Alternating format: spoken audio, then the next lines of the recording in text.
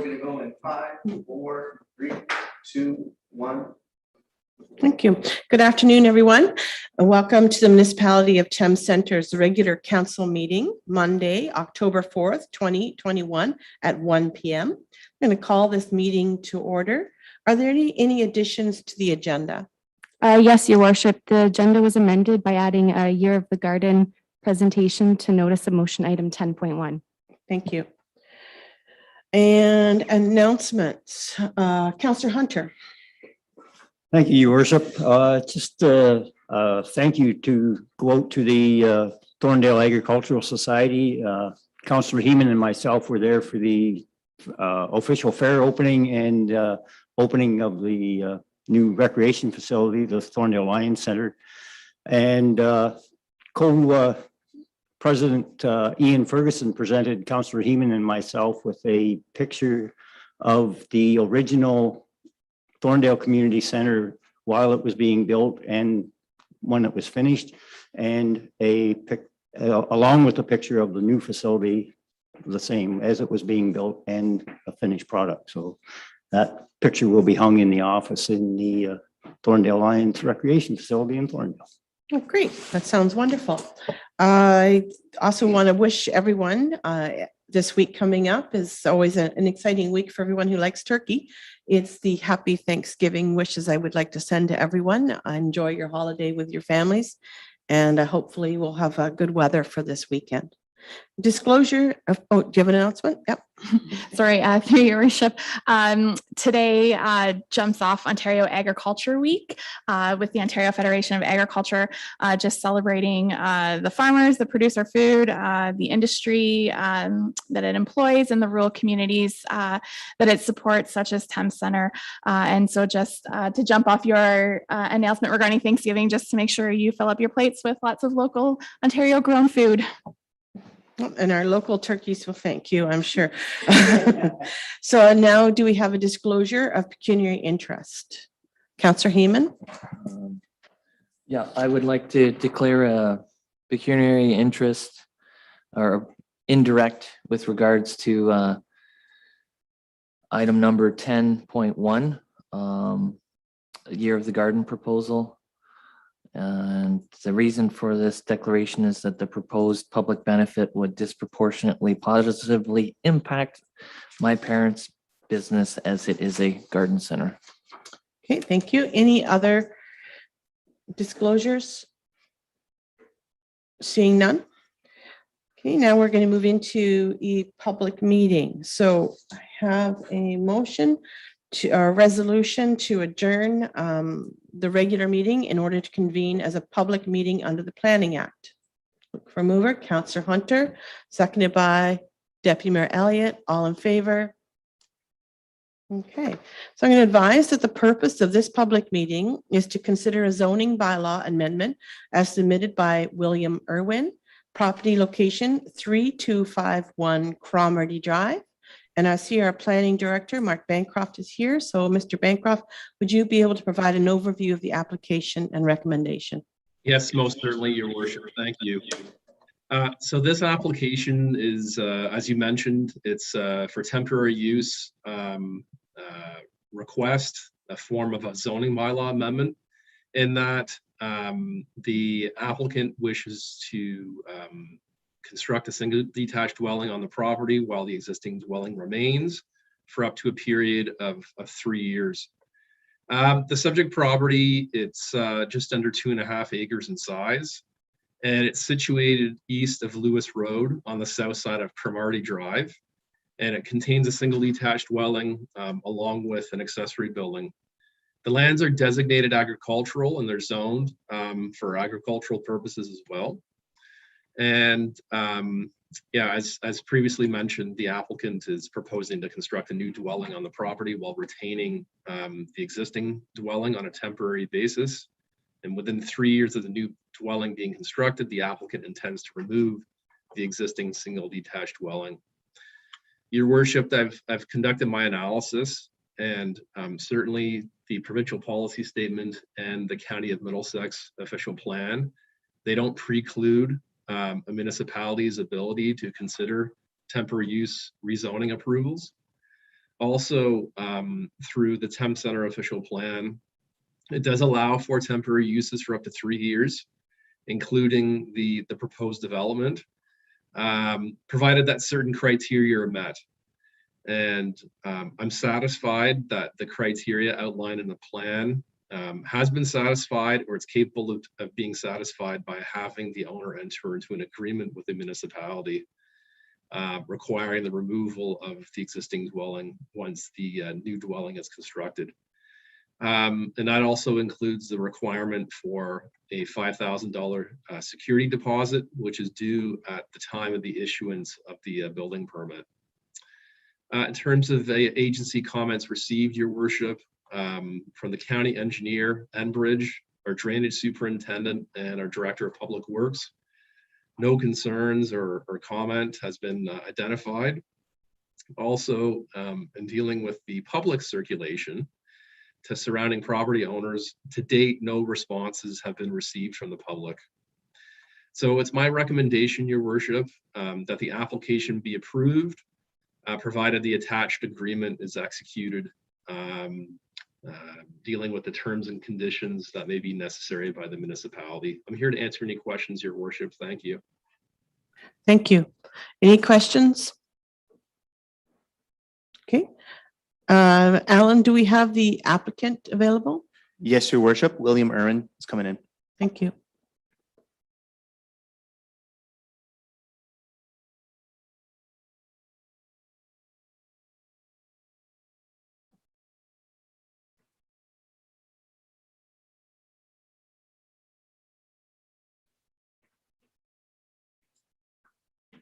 Oh, there we go. Good afternoon, Mr. Irwin. Yes, good afternoon. I'm a Zoom newbie and I'm not sure about this. I guess I'm just confused. I understand that this bylaw change is for your convenience and to comply. There will never be 2 houses with occupancy permits at the time on the property. As soon as the occupancy permit is granted for the one, a demolition permit will be applied for the other. And so the thought that I'm applying for 2 houses seems bizarre to me. I guess I'm wondering if it's for your convenience. Why is it my $2,000? Okay. Mr. Bancroft? Yes, Your Worship, thank you. Well, Mr. Irwin, unfortunately, this is the planning framework that we have to deal with. In terms of the application fee, it's a $1,000 application fee for a temporary use rezoning. I certainly understand your intention to not have 2 dwellings occupied on the property at the same time. The issue, however, is for the chief building official to be able to issue a building permit, he needs to ensure that applicable law is met under the building code, and that includes zoning. And considering that the number of dwellings is capped at no more than 1, that's why we need to go through this process. So I have no further comment, Your Worship. Okay, thank you. All right, any more information, Bill?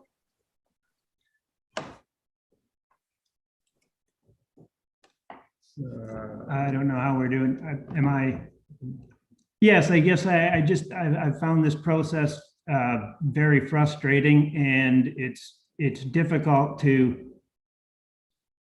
find answers when the CAO has basically instructed people not to talk to me. Okay, all right, so that would be all the additional information we need. So are there any members from the public in attendance who have questions? No, Your Worship. Okay, any council members have any comments or questions? Nope, so I'm going to advise that the public meeting portion for this application has been completed and ask council to make their decision on the application by resolution, considering all comments received. Council, before a mover. Counselor Heeman, seconded by Counselor Hunter, all in favor? Okay, motion carried. Just going to advise that a written notice of the decision will be forwarded to designated parties, and there's a 20-day appeal period from the date of decision. You may request to be notified of the decision by emailing the clerk. Thank you. Okay. Now we're moving into Municipality of Thames Center official plan review.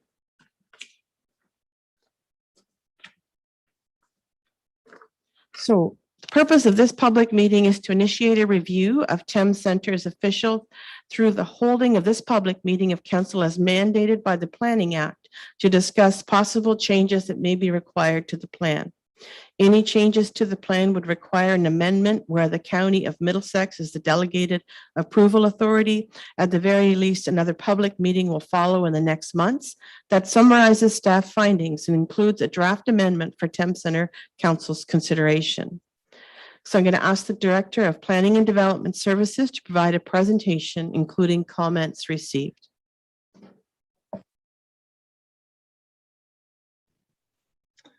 Thank you, Your Worship.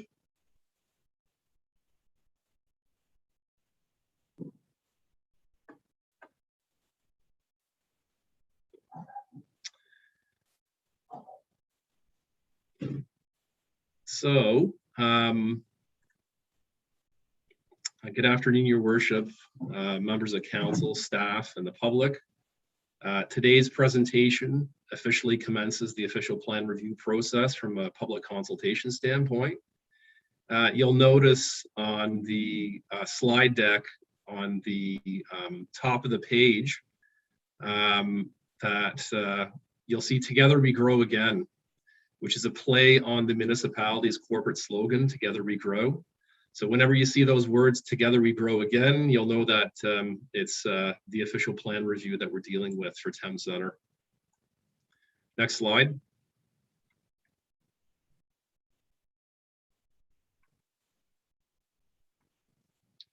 So in terms of the structure of my presentation this afternoon, I'm going to quickly go over what an official plan is, why do we need a review, what key areas need to be reviewed, and also what the project timeline and what the next steps are.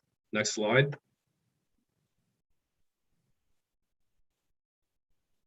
So why do we plan? Well, first and foremost, we do it because we have to. It's a statutory requirement by the province. It's all about balancing interests of individuals against the broader needs of the community. We also plan to promote orderly growth and the efficient use of municipal services. And lastly, to protect the natural environment and to promote public health and safety. Next slide. So what is an official plan? Well, it's a document containing goals, objectives, and policies, along with a series of maps delineating areas of the municipality. It manages growth and development for the next 25 years. Also to protect and manage resources, including farmland and natural areas. And most importantly, it's a guide for development and redevelopment opportunities in conjunction with municipal infrastructure. Next slide. Here's an example of a mapping schedule for the municipality. So this is the village of Dorchester. And you'll see that with this map, it is broken down into broad land use categories. And I always like referring to the analogy of official plans as compared to zoning, in that with an official plan, you're looking at the municipality from a bird's eye view, like at 10,000 feet. So with broad categories, we've got residential, which includes a broad range of dwelling types. So those are the areas shown in yellow. And then commercial shown in orange and red, which includes retail and office, for example. And then industrial, the area provided in blue at the northwest corner. We've got industries such as manufacturing, logistics, and warehousing. So with the plan, with the land use schedule, it takes into account not only existing development, but future development in regards to what the municipality's vision is for essentially full build out. As compared to with zoning, zoning is not at 10,000 feet. Zoning implements this vision, but on the ground. And zoning deals with specific uses that are permitted along with setback requirements. Next slide.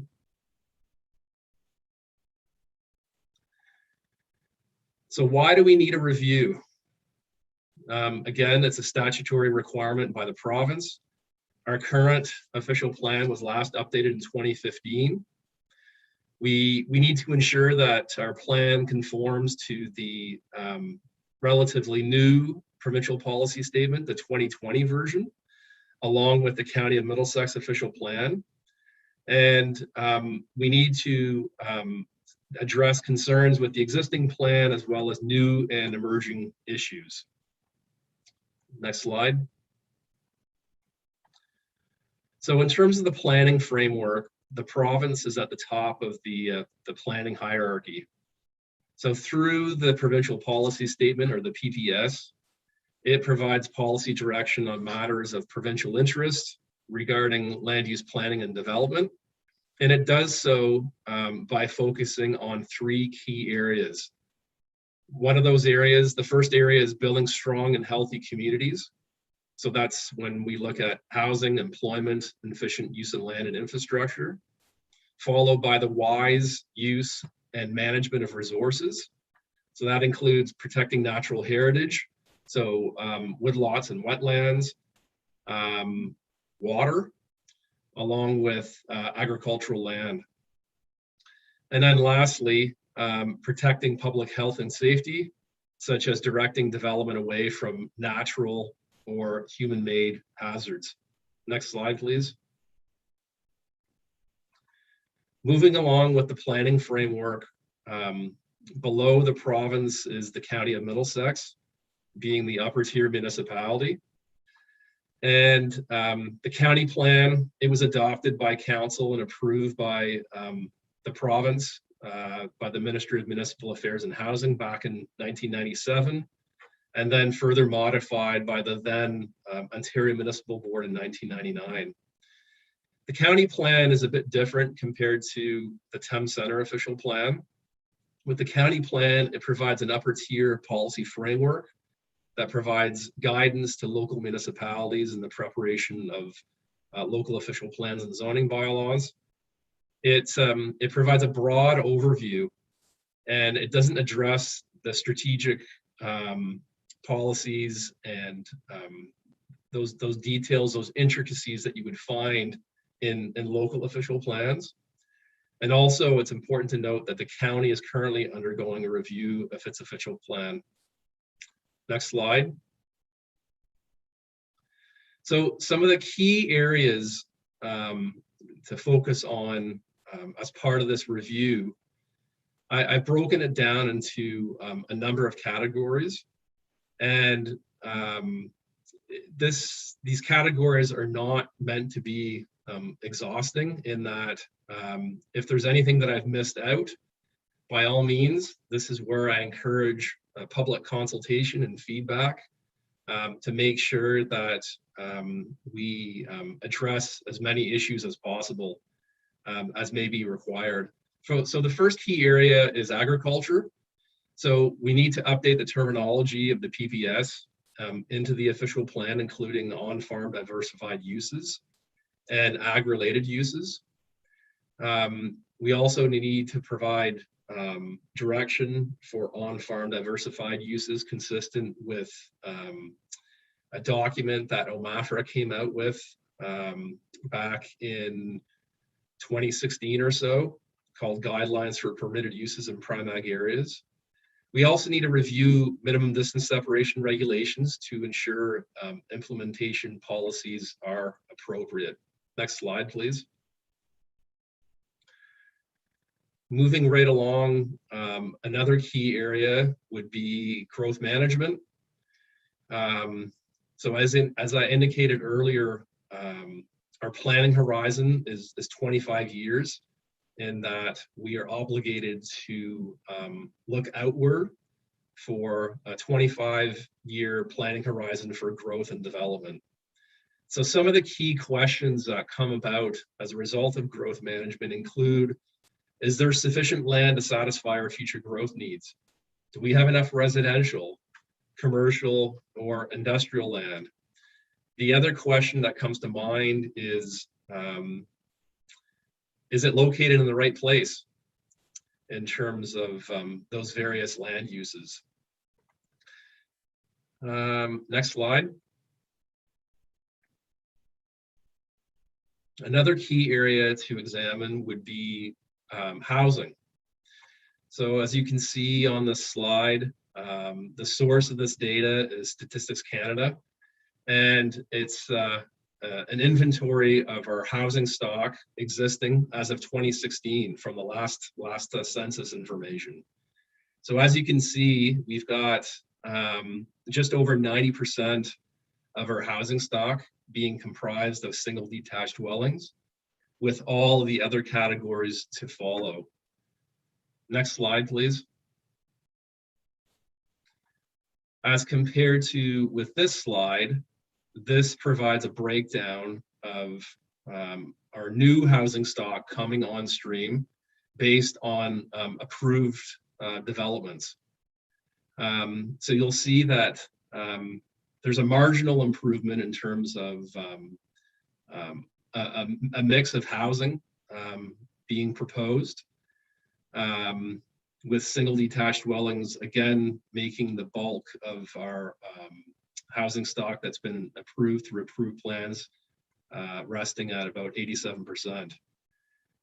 So this is a marginal improvement to back in 2016, but also keep in mind, Your Worship and members of council, that it doesn't include Vista Wood Estates, along with the Monteith subdivision extension and Hawthorne Park. So those three developments should result in adjustments to this pie graph, in that they do propose more so a mix of housing types, but they're not included in this because they're still currently under plans review. Next slide, please.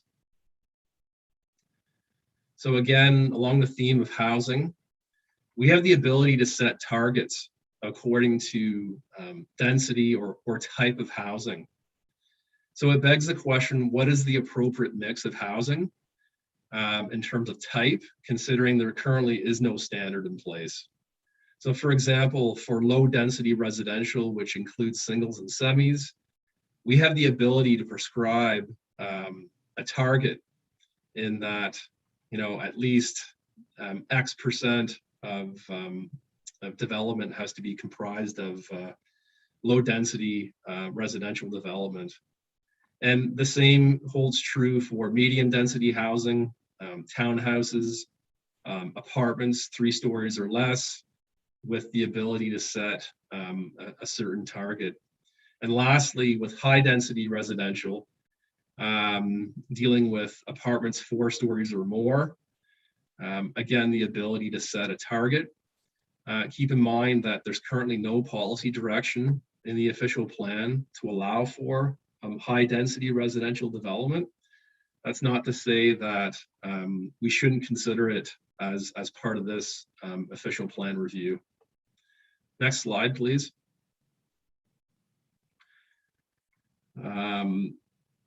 Moving right along with housing,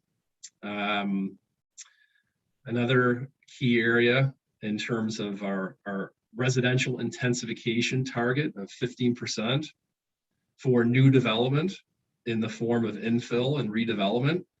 Is that an appropriate target? Should we look at perhaps increasing or decreasing that target? Also, there's a target that 20% of all housing to be affordable. Is that appropriate? And also the need to provide clarity to allowing the development of second dwelling units within existing housing stock. Currently, we have policy direction in our official plan to allow for the introduction of second units in an existing single detached dwelling, semi-detached dwelling, or townhouse dwelling, or on properties that contain such dwelling types, the introduction of a single or a second dwelling within an accessory building. Because of changes to planning policy at the provincial level, that mandate has been increased in that an additional unit could be provided not only within a dwelling, but also within an accessory building. And then lastly, in terms of the this particular area in dealing with housing would be updating our garden suite policies to ensure we've got consistency with the Planning Act. Right now, our time frame for garden suites is a maximum of 10 years, but the Planning Act stipulates 20 years. Next slide, please.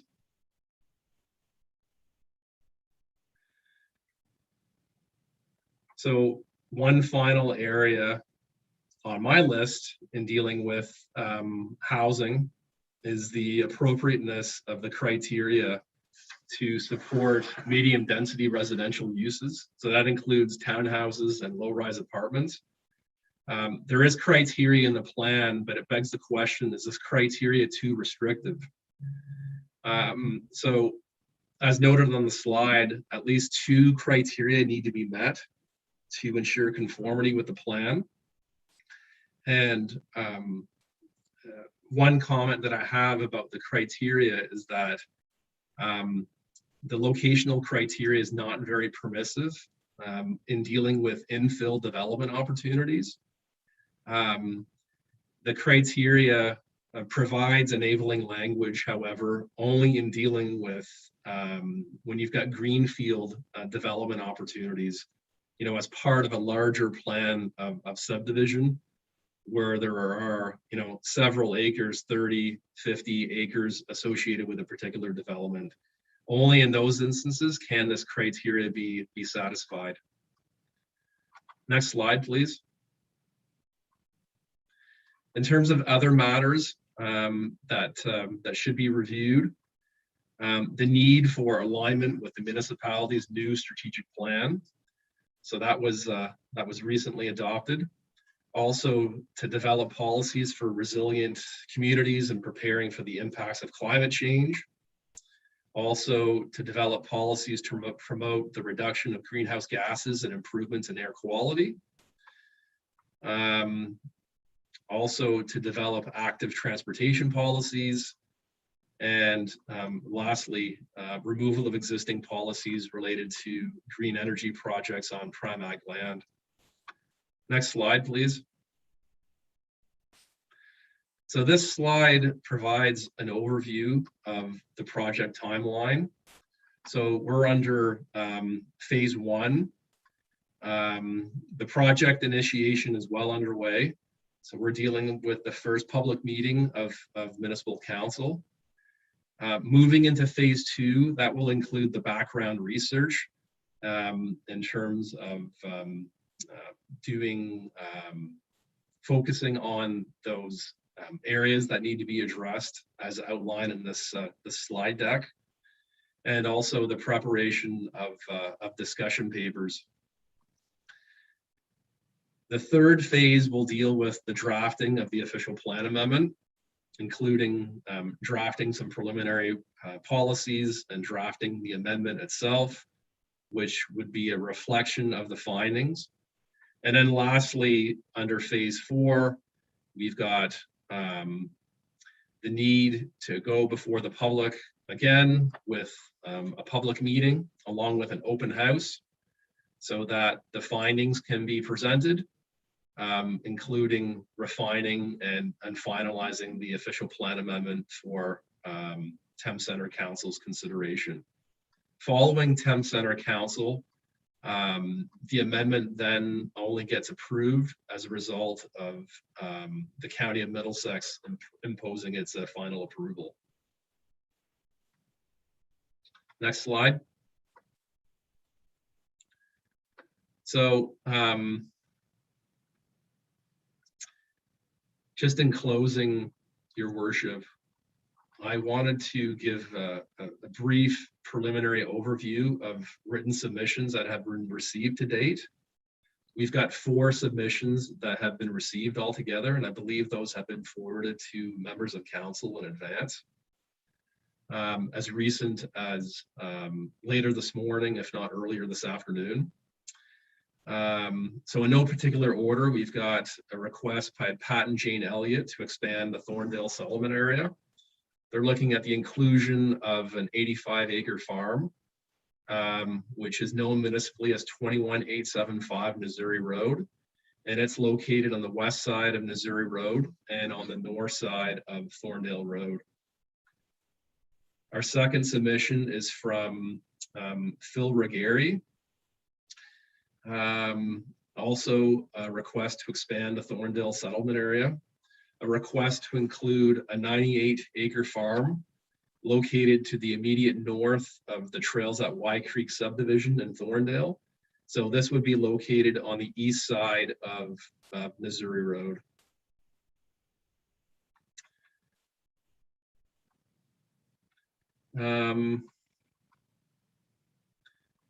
Also in terms of settlement area expansion, but now we're dealing with the village of Dorchester. We have a request by Chris Rynan. And this is in regards to land situated at the northeast quadrant of Elgin Road and Hamilton Road, some 44 acres.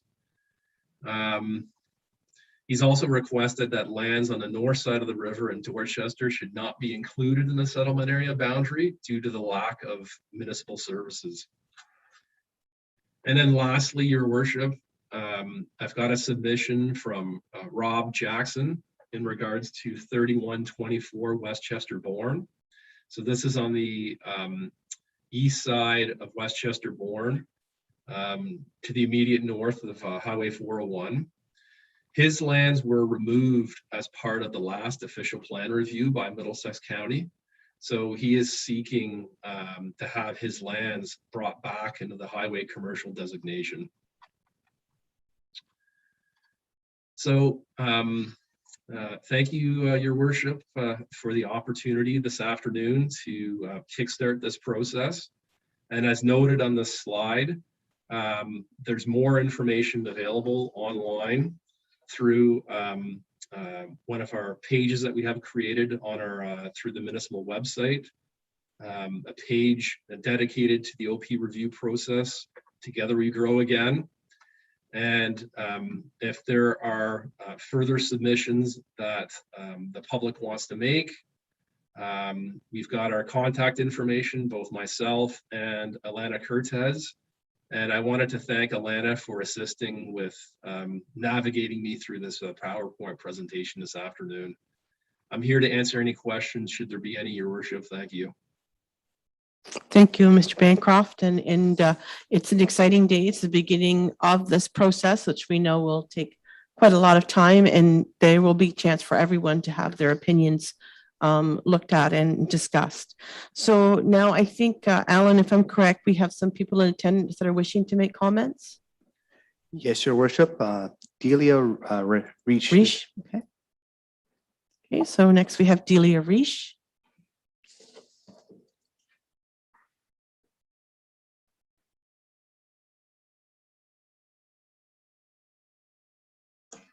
Good afternoon, Your Worship and Council. Mark has answered some of my questions. I'd just like to be kept up to date on the next public meeting. Thank you very much. Okay, thank you. Next person.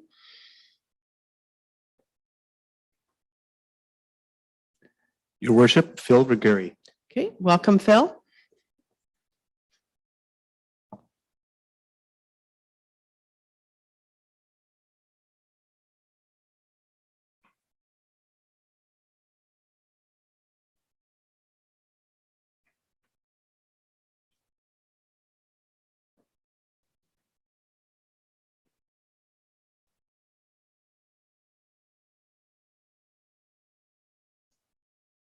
Darius.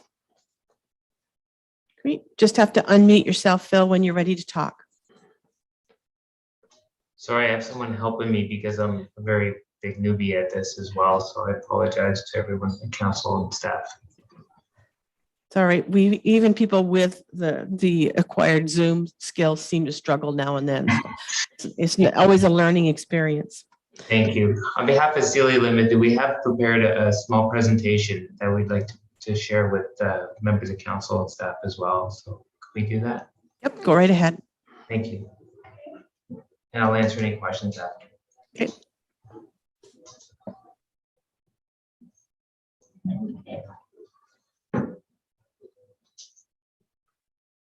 Celia Limited is pleased to present White Creek North. My name is Phil Ruggieri. Thank you for the members of council and allowing us to present our proposal, and to Mike Henry, Mark Bancroft, and Thames Center staff for answering my many questions and for their assistance and patience.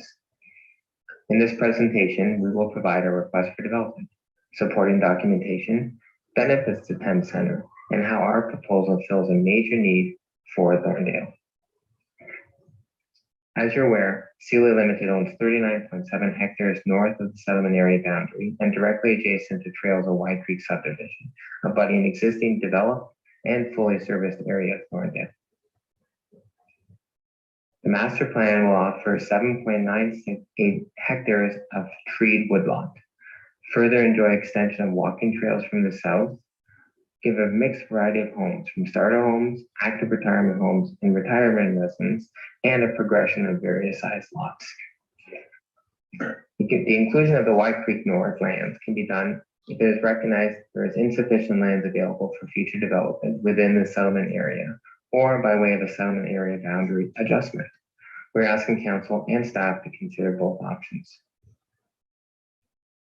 In our comparison of areas slated for future development, we have recognized, as council is well aware, lands north of the river in Dorchester currently have no services to accommodate development. In excess of 150 acres of land were brought into the settlement area over 30 years ago, when other alternatives were accepted for servicing. Today, if development is to occur on these lands, a pumping station or a standalone sewage treatment plant are required to be installed. Both options are costly and take time. Furthermore, with the recognized location of the potential services being in the vicinity at the end of Ida and Eva Street, and most practical development from the south to the north, it could take many years for development to encompass lands up to and including the farthest northeast quadrant. White Creek North site is in Thorndale is shovel ready with minimum cost to Thames Center. Existing water mains are available to service the site at Chums Trail. Existing sewers are available to service the site at the same location. There is an unopened road extension running from the trails of White.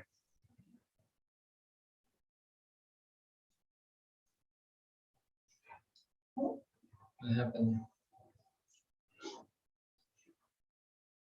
I don't know what's going on there.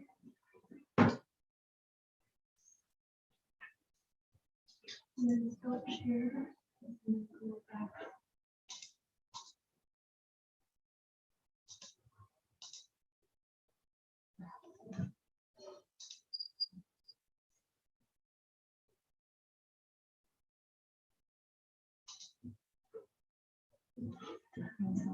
Media file for some reason.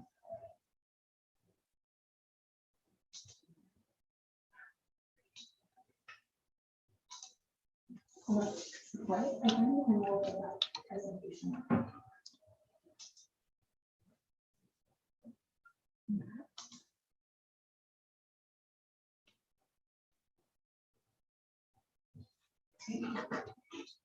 Celia Limited is pleased to present White Creek North. My name.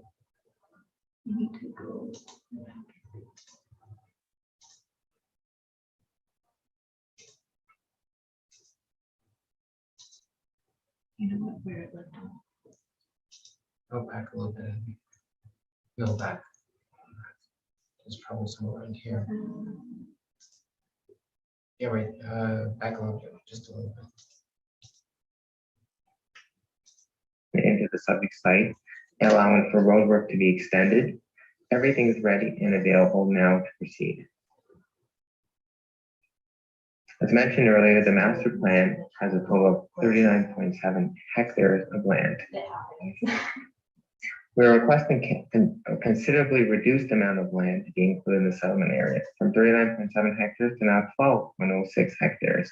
This would allow Sealy Limited, along with its builder partners, to offer well-needed and diversified housing options at today's pricing. Semi-detached homes from 519.5, and with the popularity of these homes that trail the White Creek, it illustrates a definite need for first-time buyers. Single-family homes from 575.5. Active retirees will enjoy vacant detached condominiums from 569.5, allowing a combination of home ownership and a carefree lifestyle. And 2 retirement residents offering a minimum of 64 units. Currently, the only retirement residence in Thorndale, the Manor, houses 20 occupants and has a long waiting list. And we would further be happy to arrange for 20% of the rental units be given at 20% below market rent. This will allow our way of giving back to the community and for the residents. We understand that an official plan review is when council has the opportunity to review future supply of available lands and adjust boundaries as they see the need for. Adjustments would be needed to be made in other areas to remove lands currently within the identified settlement area for a short period of time. Although we have attempted to make this decision a little bit more accommodating, we have reduced and revised our request from the original 39 hectares to be included to 12 hectares, with this reasoning that any lands adjusted have the opportunity to be re-included on the next official plan review should services come available. And in the interim, White Creek North, 12 acres, has the ability to go forward. Sealy Limited has already undertaken preliminary work by engaging AGM professional engineer. I've included their servicing report as well as a justification report from spring 2020 for your review and consideration. Recent federal elections have brought new light to housing affordability and supply of housing. Each one of us knows someone who has been adversely affected by skyrocketing pricing and GTA competition. We're not here to solve the housing crisis, but we feel given the opportunity now, we can provide value to the Thames Center. From the first time the owners of Sealy Limited came into council and showed their vision, they said in person they wanted to do something good for Thorndale. This plan we feel is good for Thorndale. And with giving new owners the dream of home ownership, existing residents who have lived, worked, and helped build Thorndale the option to stay in the community. This can certainly be a legacy that this outgoing council could be pleased to be leaving behind. Thank you.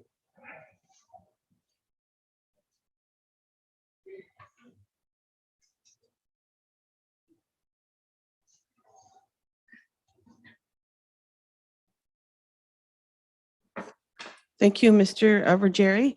And that concludes your presentation, does it? Yes, it does. I'm happy to answer any questions that. Okay. Council, any questions at the moment for Mr. Ruggieri? No, I don't see any. Thank you for the presentation. That gives us a lot to look at and to move forward with. So thank you. Sorry about the technical difficulty. Thank you. Alan. Your worship, we have Stuart Finletter. Okay.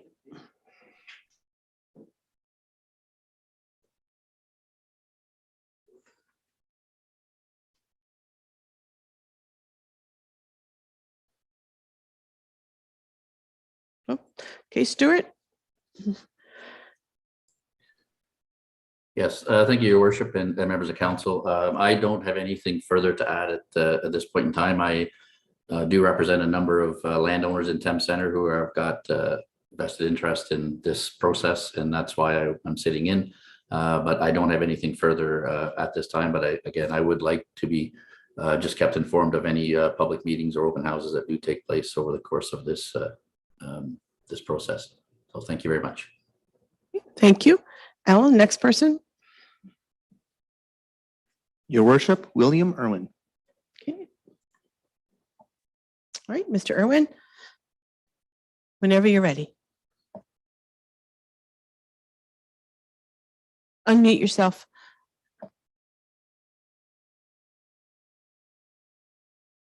Bill, just click the unmute button to the bottom of the screen there. Okay, there, I've got my technical assistant. Now, Yes, notwithstanding my last interaction with council and Mark Bancroft, I was aware in the signpost that this may be the only opportunity to speak to land use issues. Mark's presentation made it clear that this is the opening round. And so, yes, I do have concerns with land use issues and how to deal with surplus farm dwellings as we go forward. So I'm looking forward to making my points with Mark and council at a later date, but I thought this was the only opportunity to make them. So we'll leave it at that. Thank you. No, it's the start of a long process. So there'll be lots of opportunities. So thank you. Next person, Alan. Your worship, John Feckett.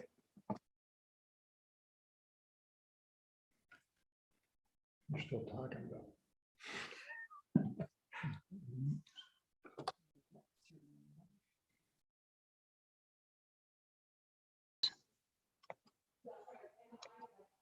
Good afternoon. I think I was just called upon. Yes, you were. Looks like you're somewhere nice. Your worship. I do not have any questions today. I appreciate the presentation by Mr. Bancroft. And sorry, I did not introduce myself. I am here on behalf of my parents, Sam and Susan Paquette, who own a property on West Chesterbourne.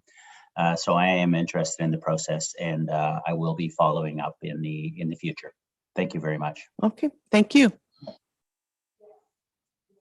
Next person, Alan. Your worship, Pat and Jane Elliott. Okay.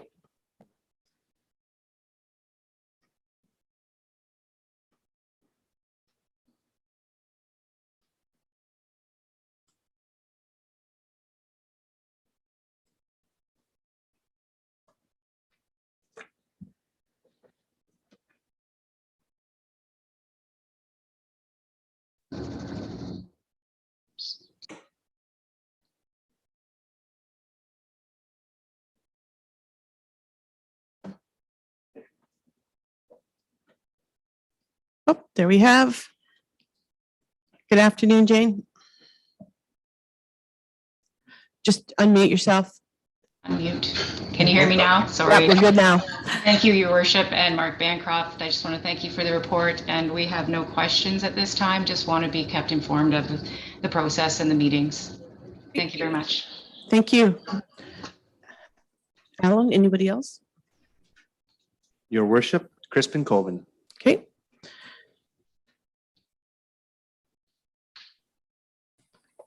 Welcome, Crispin. Thank you, Mayor and Council. I'd like to first start off by thanking Mark for some information he sent to me some time ago. He sent it in a very timely manner, and I never got back to him to thank him. So, Mark, thank you very much for that information and for your help on a separate issue. In this particular issue on the official plan, I was pleased that the Deputy Mayor referred to Agriculture Week. Land is even more important now, and local food is even more important now. But if we don't have the land, we can't grow the food, and we're not going to have it locally.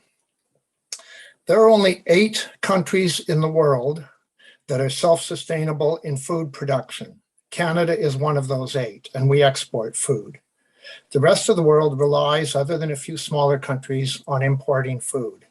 Of that, Canada, or Ontario rather, and many of you have heard me say this before, only 5% of Ontario's land is suitable for farming. Of that 5%, only 1% is Class 1 land.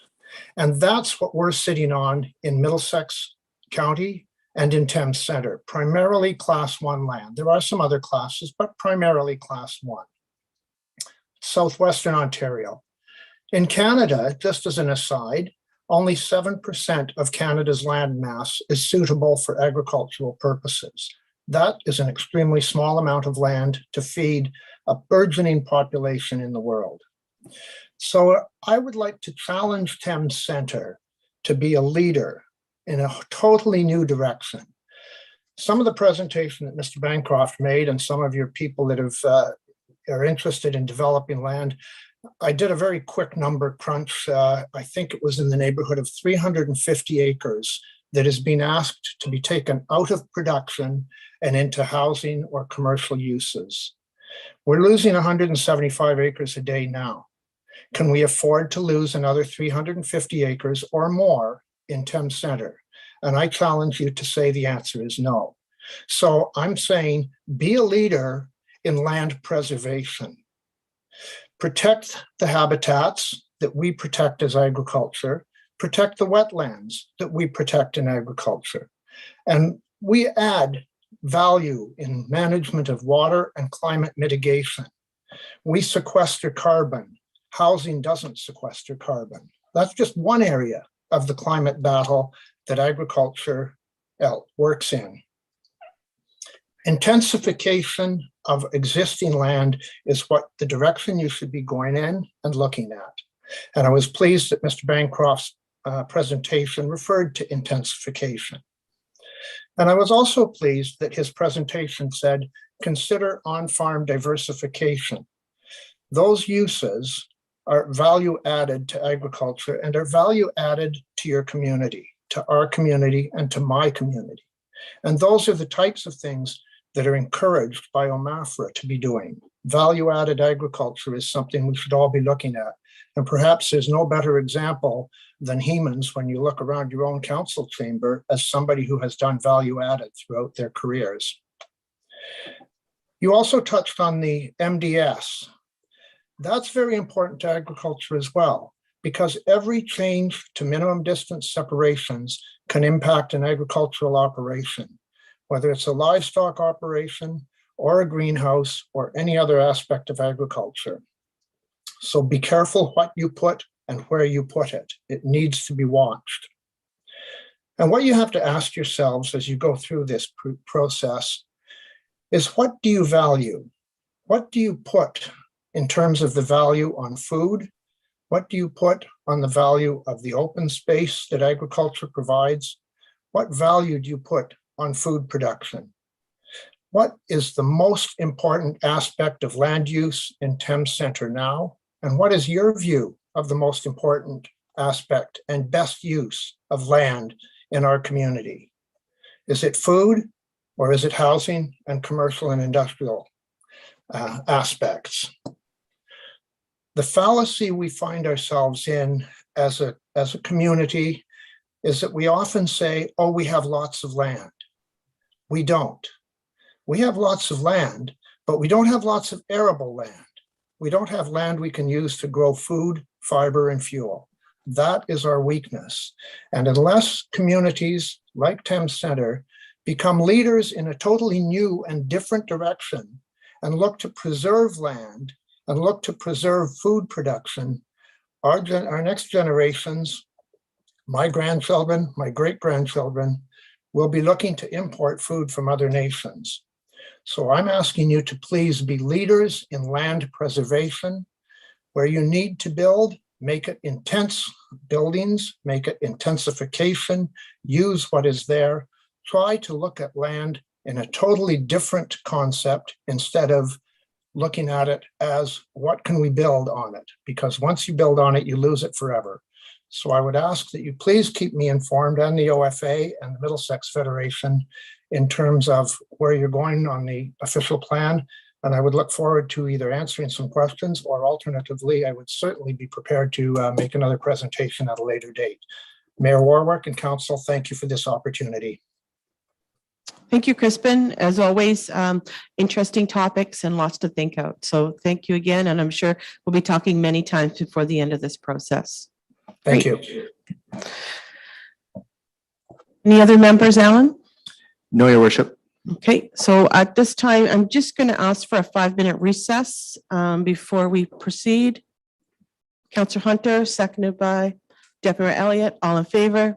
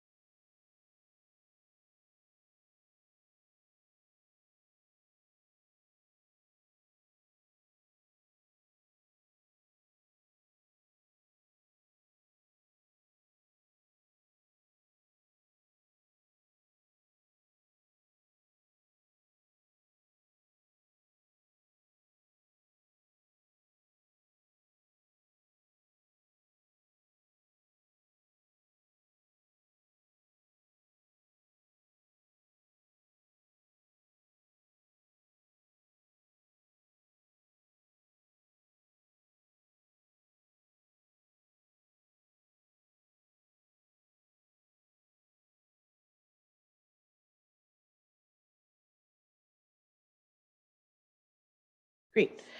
All right, so we're ready to resume our meeting. And at this time, I would like to ask if there's any council members have any questions about what either the presentations we've seen or the procedure thus far.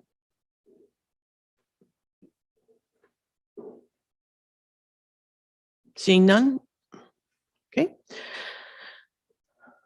So I want to thank those in attendance for their input and advise the council will consider all comments received and welcomes any feedback leading up to the proposed amendment, which will be presented at another meeting of council in the next few months. So now I'm going to ask a resolution from council to adjourn this public meeting and reconvene the regular meeting. Councillor Patterson, seconded by Councillor Heeman. All in favor? Okay. Now moving on to the consent agenda. The items listed on the consent agenda are considered routine and may require discussion, but no action on the part of council. Consent items are received for information in one motion. Council members may request that one or more item be removed for further action. We have regular council minutes, quarterly department reports, Middlesex London Health Unit, Thames Centre Special Events Committee minutes. Any of those need to be taken out of the consent agenda for further consideration? Nope. So now I'm looking for a motion to accept the consent agenda as presented. And also Councillor Hunter, Deputy Mayor Elliott, all in favor? And then also the regular meeting minutes of September 27th, 2021 be approved as presented. Councillor Hunter, Deputy Mayor Elliott, all in favor? Okay, so now we have our next is a report of the department, and we're looking at A1AC 00121, fundraising for proposed accessible playground. Who's taking this? Oh, there he is.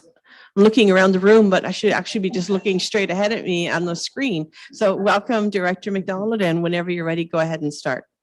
Thank you. Good afternoon, Council. Through you, Your Worship, I bring report AIAC 001-21 before you for your consideration on behalf of the Accessibility and Inclusivity Advisory Committee.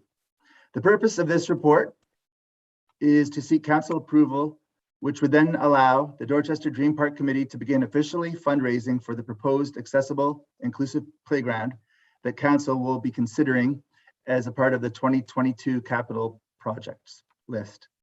As you will recall, at our May 10th, 2021 meeting, council approved the recommendation to support consideration of an inclusive park as part of the 2022 municipal budget. The Dorchester Dream Park Committee is eager to ramp up their fundraising efforts for the proposed playground. As a result, at the AIAC meeting held on September 23rd, a resolution was passed that prompted this report. Council's support is required in order for Thames Centre to begin handling the banking and deposit of fundraising proceeds, and this support would also permit the municipality's issuance of official donation receipts if the project is approved in the budget. As a result, the recommendations before council today are that council receives this report for information, that council supports fundraising for the accessible playground pilot project in principle, and that council supports fundraising initiatives related to the accessible playground pilot project. I'm happy to answer any questions that council may have at this time. Thank you. Council, any questions for Director McDonald regarding this? Comments? Councillor Heeman? I just want to say it's, I think having this approval allows the committee and the subcommittee to look at our options in a more full light and work on trying to put the best package forward alongside with the community and what may be decided through our official budget process. So I think this allows us to get ahead of things and to make some of the best decisions. Okay, thank you. Any other comments? All right. Oh, sorry. Councillor Patterson, go ahead. Yes, Mayor Warwick. This procedure where we're supporting a fundraising initiative in principle, is this ever, I don't recall this ever happening in council before in the last maybe decade. Maybe it has, and I just don't recall that. Okay, just 1 second. Steve, if you had an answer for that? Yes, certainly through you, Your Worship. We actually just did a similar recommendation to council earlier this year. I don't have the date right in front of me for the potential proposed second ball diamond at the outdoor recreation complex. Okay. In Thorndale Community Center, I believe too, right? Like the actual building, we took donations before that. And the dog park. Yeah, so we have done it a few times. And it just, I think it's helpful in the fact that it gives people, interested donors will know that they will get a receipt and that their money will be dedicated to the project. So I think that is part of that. Any other questions? Just to Councillor Patterson's point, I do think it is kind of unusual that we're authorizing the fundraising before we've approved the budget. However, we have approved the project in principle for consideration previously, and I think that doing that slightly in advance then allows recommendations to be put forward in the best light, and then we can try and get the most impact before we finalize a design. So, Councillor Patterson, did you have a follow-up? Sorry, I just missed your hand there. Yes, Mayor Work. I'm just concerned. I just don't want us to get in a corner where we're forcing taxpayers to fund a project that they may want, but there's a lot of competing interests, you know, whether it's a ball diamond, whether it's a dog park, whether it's community center, whether it's bike lanes, whether it's trails, you know, maybe updating our existing parks. So I just don't want to, you know, get us in a position where, you know, we're forced to approve this project ahead of time before we know all the numbers. Okay, thank you. Deputy Mayor Elliott? Yes, through your worship. Director McDonald's report makes it pretty clear that that if we approve this and by chance the park isn't approved in the 2022 budget, that donation receipts they're not going to be distributed until the project is approved, and if it's not approved, donations can be returned to donors. So I think Director McDonald's report makes it pretty clear that we're not being backed into a corner to do this, but we're allowing the capability for the committee, who is very eager to get going and who has community support, to show fiscally that they have that support backing them when this comes to budget for approvals. Okay, Councillor Heeman? yeah, and likewise with the Thorndale Community Center, I think that when we got our last report, where there was some things that were above what council had approved, but that fundraising is more than gone above and beyond in covering that. So I think this is, if we let fundraising out of the gate earlier, I think it actually works out better. Okay. Any other comments? Councillor Hunter? Yeah, I would just echo the deputy mayor's comments that, like, I think we need to show the committee that we're supporting this, and it may not go through budget, but at least it gives the community the opportunity to financially support this idea. So, thanks. And Councillor Patterson? Yeah, just one last comment, Mayor Work. I think this project is really, really important. And I just don't want anybody to be disappointed if it doesn't happen in 2022, or maybe it gets pushed to 2023. I think it's going to happen eventually. We have to make sure that everybody's included in all our recreation. And I just didn't want to give people, you know, the impression that I didn't want them to be disappointed if it didn't happen. So that's all. Okay, thank you. So now we have this report, and there's 3 parts that council received the report for information, and that council supports fundraising for the accessible playground pilot project in principle, and that council supports fundraising initiatives related to the APPP. Okay, Deputy Mayor Elliott, move. seconded Counselor Heeman. All in favor? So moved. Now we have PWDR 01021, the Angkor Drain and Helder Drain reassessments. And we have Mr. Pitt. Go ahead. Thank you, Your Worship. Good afternoon, councillors. Before you are two drainage reassessments to a fairly recent engineered report. These two reassessments are to correct an error under that report. Currently, the report reads that the county of Elgin would be to pay the entire portion of the two road crossings that have just been constructed. However, Thames Centre and the county of Elgin have an agreement that we should be splitting these costs 50-50. This would allow this to be corrected. I can answer any questions you might have. Any questions for Mr. Pitt? I'm sure Elgin was very happy to receive that report. Good try.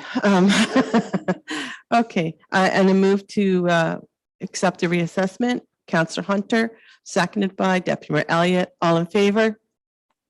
Great, thank you. And now we have the mayor's report. And it's actually been an exciting month since our last report because they're actually going out and meeting people and doing things with the public. So the first thing that I attended since our last meeting was County of Middlesex road visioning session, where we discussed a lot of the policies behind the decisions that are made concerning our roads. And that's an ongoing discussion. I don't think it ever changes. And it's something that's all over Southwestern Ontario. People are concerned about the traffic and the impact it's having on smaller hamlets and villages and intersections throughout the county. So again, that's an ongoing discussion. On the 15th of September, I attended the Thorndale Lions Community Center opening.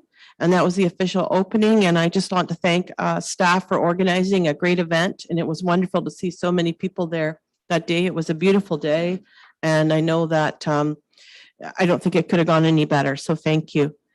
Now on this 17th, we attended the staff appreciation barbecue. And that was just a little thank you to all of our staff who have been working very diligently and hard in the last year through this pandemic. And thank you to the council members that came and helped barbecue. It was a good time, and we certainly had enough wasps to go around for everybody, as well as burgers, because there was a lot going on. On the 24th, along with Councillor Hunter and Councillor Heeman, I was able to attend the opening of the Thorndale Fair, where they highlighted the opening of the Thorndale Lions Community Center. And the modified version of fair went over very well. There was a lot of people there that looked like they're enjoying themselves. So kudos to them. On the 28th, I attended our county council meeting. And on the 29th, we had a meeting for the Police Services Board of Thames Centre. As always, Detachment Commander Dean Croker was in attendance and gave us lots of information. We are looking for a report coming forward and a presentation from the OPP to council, and a little bit about talking about our landscape around our homes and how we can prevent break-ins. So we'll look forward to that in the coming months. And that concludes the mayor's report. Now, I believe we have no unfinished business. No. Notice a motion. Deputy Mayor Elliott, would you like to go ahead with this one? And you're going to declare a conflict of interest with this one, Tom, right? Yeah. Okay. Yes, through you, Your Worship. I do have two notices of motion, so I will start off with the first one. This came to us 2 weeks ago. I was in FCM, Federation of Canadian Municipalities board meetings. This motion was brought by Councillor Cheryl Antosky from the city of Brantford, who is spearheading this. It came to our Ontario caucus and then to our board meetings, and she was encouraging municipalities to recognize 2022 as the year of the garden. I did pass along, and it was attached to the council agenda presentation regarding this. So 2022 marks the centennial of Canada's ornamental horticulture sector, and they're looking at recognizing 2022 as the year of the garden to celebrate Canada's rich horticulture and garden heritage.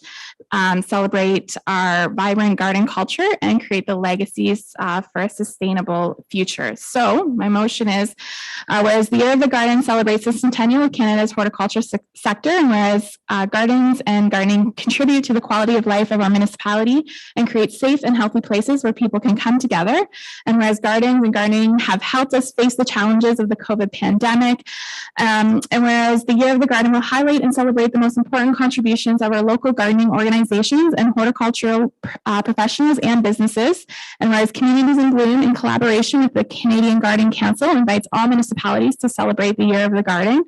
So therefore, it be resolved that the municipality of Thames Centre hereby acknowledge 2022 as the Year of the Garden in celebration of these contributions of gardens and gardening to the development of our country, our municipality, and the lives of our citizens in terms of health, quality of life, and environmental challenges, and that the Saturday before Father's Day, June 18th in 2022, be recognized as Garden Day in the municipality of Thames Centre as a legacy of Canada's Year of the Garden 2022, and that all municipalities across Canada be invited to acknowledge 2022 to be the Year of the Garden in their respective municipalities, and a copy of this motion be provided to FCM, AMO, as well as our local member of Parliament, Karen Vecchio. Okay, thank you. That was a lot of reading. But I do understand that this was through FCM and Canada-wide, and it should be interesting to see who adopts it and who doesn't adopt it.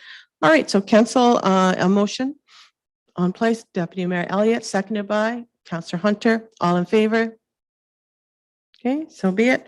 And next we have 10.2, which is notice of motion, which is concerning Thames Centre directly, I think. So I think this is an important motion. Yes, thank you, Your Worship. My second notice of motion. So as some of you may be aware, there are municipalities, including Thames Centre, who are having issues in regards to our municipal drains when railway property is in play. I did bring this up at Good Roads back in March. Good Roads had written on our behalf to OMAFRA, as well as the Federal Minister of Agriculture, the Federal Minister of Transportation. Unfortunately, we didn't get too far with them. CAO Henry and Mayor Warwick had a delegation with OMAFRA during the AMO conference to discuss this issue. From that, it was essentially that we work with CN.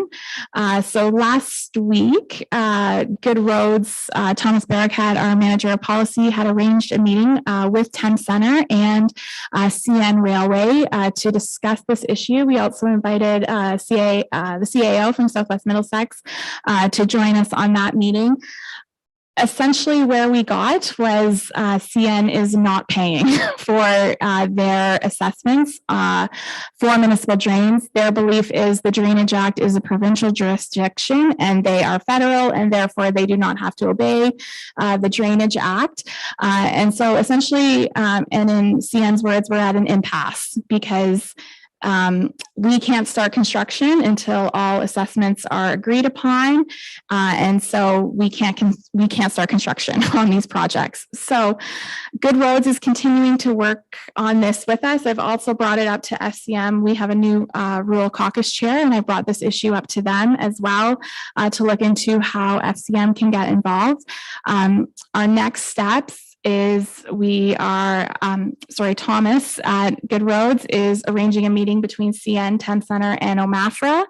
But also it was OMAFRA's recommendation that we perhaps get Roma involved in helping us with this. So this is where my notice of motion comes.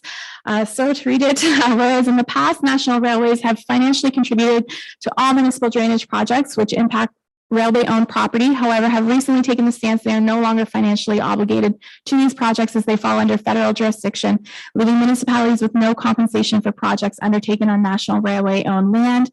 The Act specifically states, in addition to all other sums lawfully assessed against the property of a public utility or road authority under this Act, and despite the fact that the public utility or road authority is not otherwise accessible under this Act, the public utility or road authority shall be assessed for and shall pay all of the increase of costs in such drainage works caused by the existence of the works of the public utility or the road authority.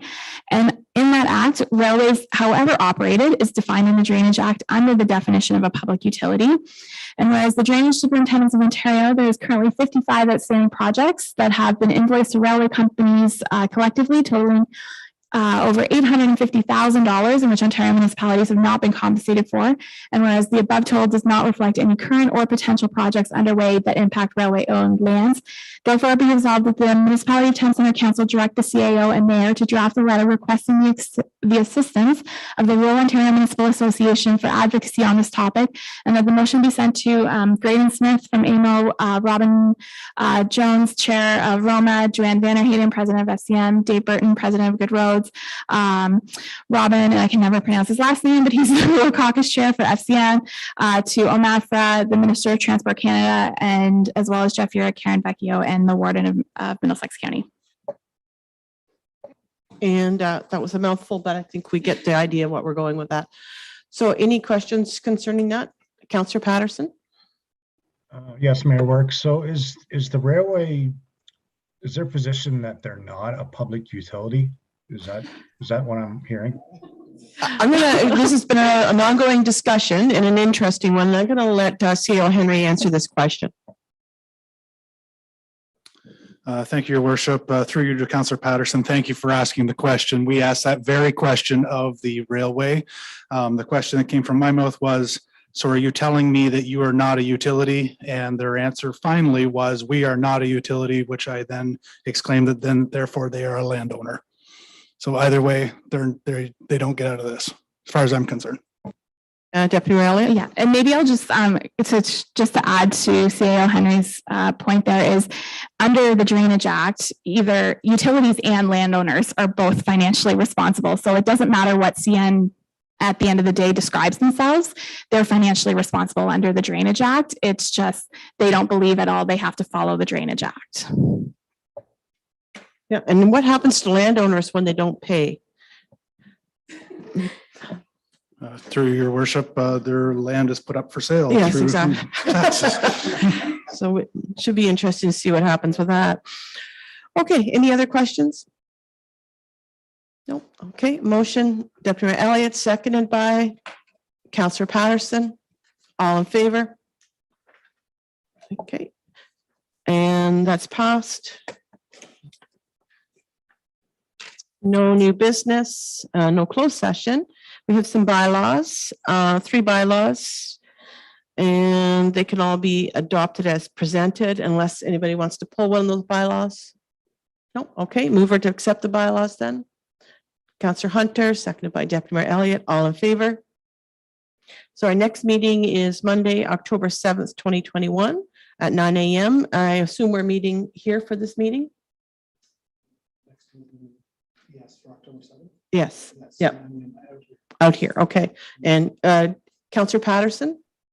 Just not to confuse things, but we're meeting on Monday, October 7th, and I'm assuming we're getting on a bus for a tour. How are we going to virtually give that to the public? And is the date correct? Is it Thursday, October 7th? Yeah. Okay, Sarah, go ahead. So the agenda for the meeting that will be on Thursday, it will be posted tomorrow on Tuesday. It'll contain all the details for the special meeting. And then you'll have to show up at the council chambers for 9 a.m. for the meeting to start. Yeah.